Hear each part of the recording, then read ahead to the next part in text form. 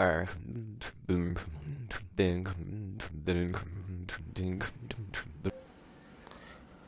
teman-teman semua, kembali lagi di channel Pendapat Joseph. Hari ini tanggal 28 Juli tahun 2023. Saya akan melakukan review film judulnya Oppenheimer.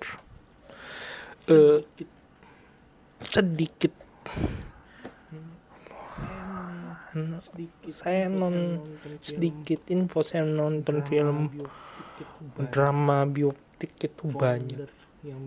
Founder yang jadi suksesornya McD, Gandhi. Banyak film India yang saya nonton. Asyuki. Ada beberapa film India sih yang sering saya tonton itu, yang Gandhi, terus Nyadin yang saya juga tonton. Pahlawan dari Gua Selarong. Kalau di film Indonesia 2 itu yang jadi tolak ukur saya nggak pilih. Atira nggak saya pilih, Jokowi tidak saya pilih, tapi yang cukup saya kenal 2 film itu.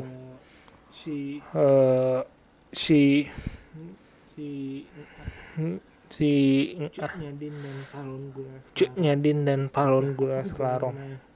Nah, apa hubungannya sama ngomongin film bioptik? Film bioptik itu kalau di Indonesia akan cenderung menunjukkan sisi-sisi kerennya dalam sisi dia. Misalnya kerennya film Jenderal Sudirman, pemikiran dia itu selalu dikedepankan. Gaya filmnya Sugija tentang 100% Indonesia, 100% Katolik. Nah, terus filmnya Sang Pencerah sama Sang Kiai itu juga cukup lantang membicarakan kekultusannya dua pemimpin dan pendiri dua organisasi Islam. Nah, bagaimana kalau film Amerika? Dari saya nonton berapa film, cukup sama masalahnya di Indonesia, tetapi karena mungkin beberapa isu cukup intens dikedepankan, jadi ya kalau kalian nonton bisa cenderung bikin orang nggak ngerti sama sekali filmnya. Ada kecenderungan ya terlalu nggak membahas individualnya seperti di film Founder. Nah, itu yang kita juga cermati dalam Oppenheimer. Christopher Nolan ya hampir panjang kita ngomongnya antara dia tidak selalu menampilkan karakter utama menjadi sangat kultus sendiri. Di film trilogi Batman itu sangat jelas sekali. Terus tidak membatasi waktu singkat, karena filmnya cenderung panjang seperti film Interstellar, Batman, The Dark Knight itu panjang. Terus film Interstellar, film ini juga cukup panjang, Oppenheimer. Jadi ada sekitar 3 jam, hampir 3 jam yang saya nontonnya cukup memiliki banyak catatan yang perlu saya ulas.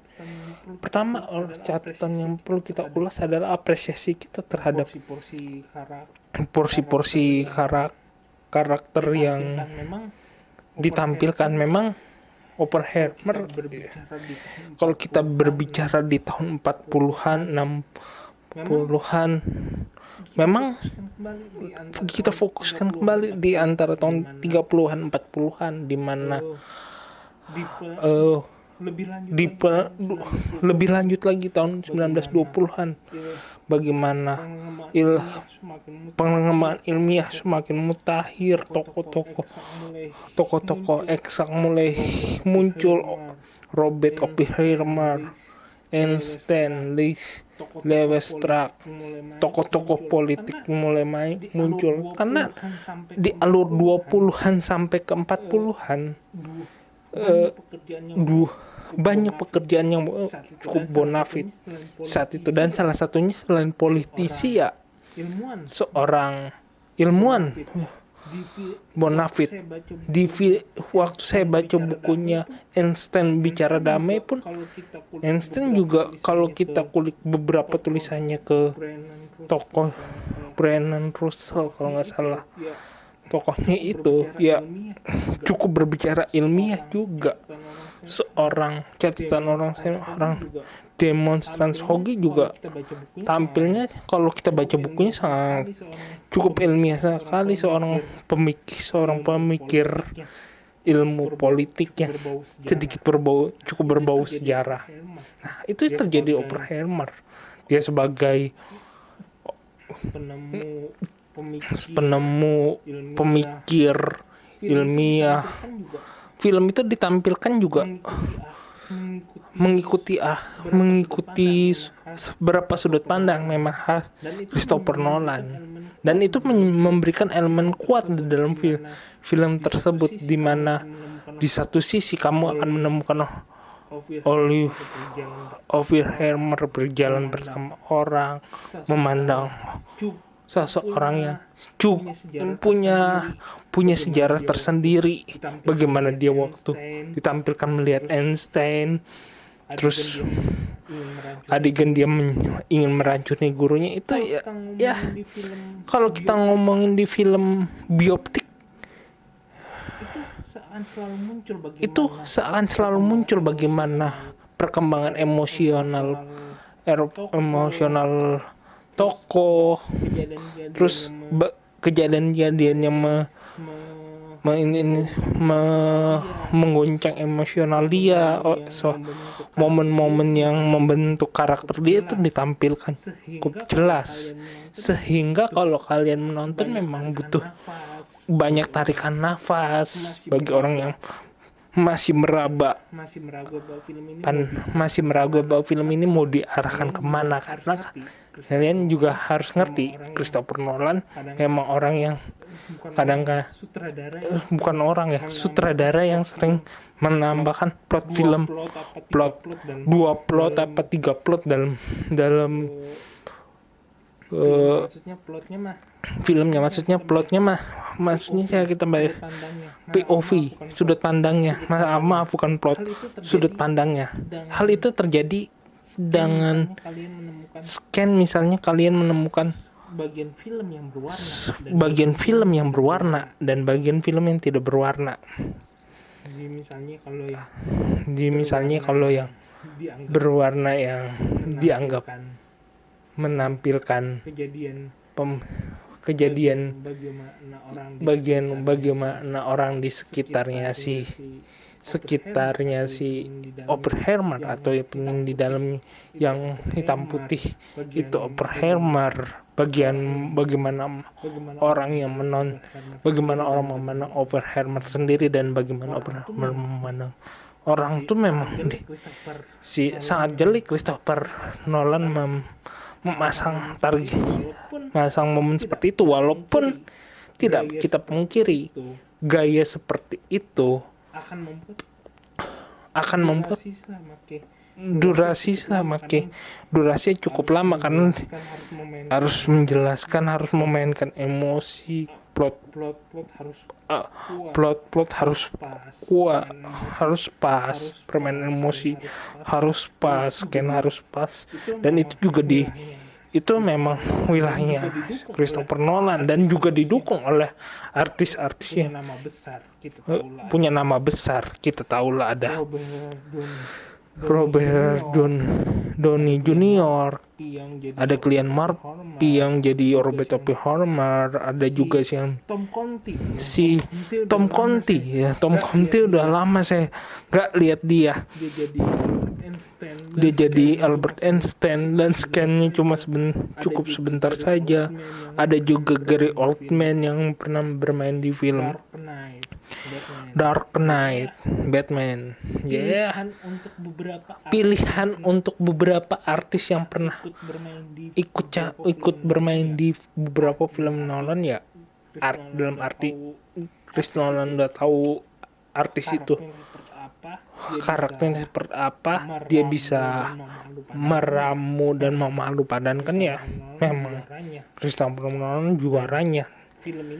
Dan film ini memang sangat diramu dengan baik dan juga backsoundnya cukup dapet lah, walaupun menurut orang gaya penceritaannya bikin bingung, ataupun orang yang merasa tidak nyaman pada saat efek bom nuklirnya itu terjadi.